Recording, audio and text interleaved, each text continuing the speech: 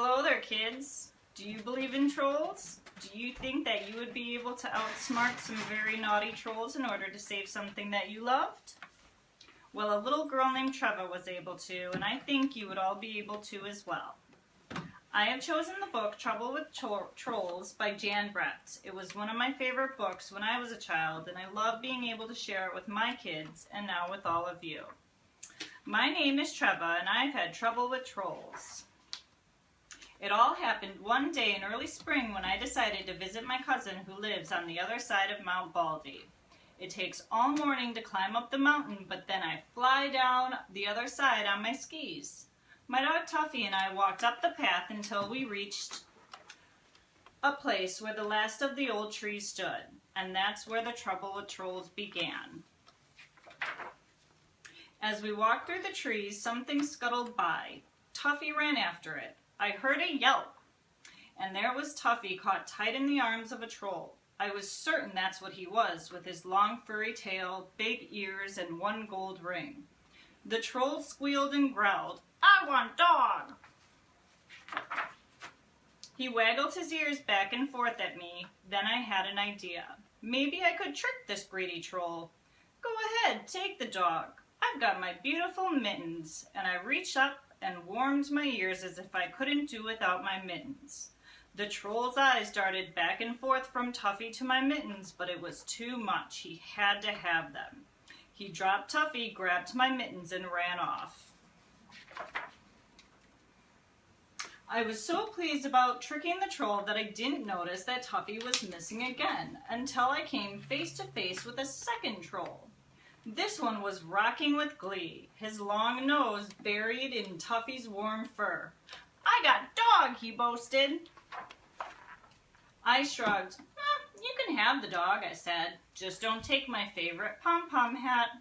I fluffed it up and dusted my nose with it. The troll's eyes lit up. He snatched the hat and scurried away as fast as he could go. What a morning! I'd lived on Mount Baldy all of my life, and I'd never heard of anyone ever seeing a troll. It was time to take steps. "Tuffy," I ordered, "from now on you follow me." What I didn't know was that a third troll was sneaking up behind us. I heard a noise. Whoop! This troll had grabbed Tuffy by the tail and was pointing to a big iron pot. "Pull, pull!" she cried. I slipped off my sweater when she wasn't looking. "Phew," I said. "That leaves my special puller." I put a rock down the neck of my sweater and pulled it by the arm to show how it worked. Trolls are dim, but this one was smart enough to see that my sweater was just the thing to drag her pot. She scampered away with it, and Tuffy and I listened to the bong, bong, bong of the pot bouncing down the mountain. Now we could see the top of Mount Baldy. What a relief! What we didn't know was that we were walking toward double trouble. As Tuffy and I squeezed into two boulders, twin trolls jumped out. "Ha ha!" they bellowed together and pounced on Tuffy.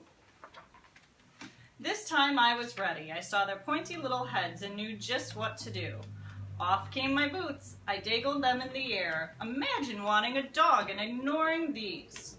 Instantly, the twin trolls dropped Tuffy and leaped for my boots. As they disappeared into the distance, I looked down at Tuffy. The top of the mountain was close. I'm not taking any chances. I'm going to carry you the rest of the way. Each step was harder. I held Tuffy tightly. I kept going. When we reached the top, all 5 trolls were waiting.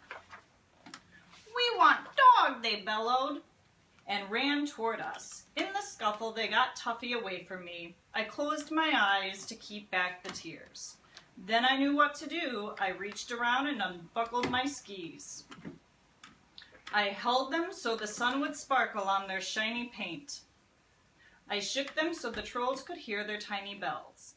I waved them through the air, making a swoosh swoosh sound.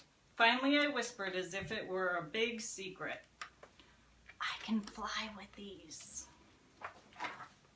"Fly!" the trolls roared. "How fly?" I picked up my ski poles. I blew on my hands to warm them. "I'll need my mittens to show you." The troll with the big ears threw my mittens over. "I can't fly unless I can see," I said reluctantly. I'll need my hat to keep the wind from blowing my hair in my eyes. The troll with the long nose tossed me my pom-pom hat. Look, I said, shivering in the wind, flying's easy, but I can't do it without my sweater, and that's final. The other trolls stared at the troll with my sweater. She hesitated, but then she gave it to me. I put it on and positioned my skis on the snow, but even the trolls could see that my feet wouldn't fit into the bindings. I really need those boots, I said reassuringly to the twins. Now I had everything back, my mittens, my hat, my sweater, my boots. I stood at the top of Mount Baldy, ready to go. I held a piece of yarn high on the air to test the wind for flying. It was too much for those greedy trolls. Fly, fly, fly, they clamored. I need you to push me. Can't push, they cried. Hold dog. Okay, I said, sighing. I'll hold the dog. The trolls gave me one giant push. Fly, fly, fly, they shouted at me. As we flew down the mountain, I could hear the trolls' cries change to wails of, dog, dog, dog, and as I looked back, all I could see was a pile of trolls shoving and pushing each other furiously around in the snow, arms flying, heads bumping.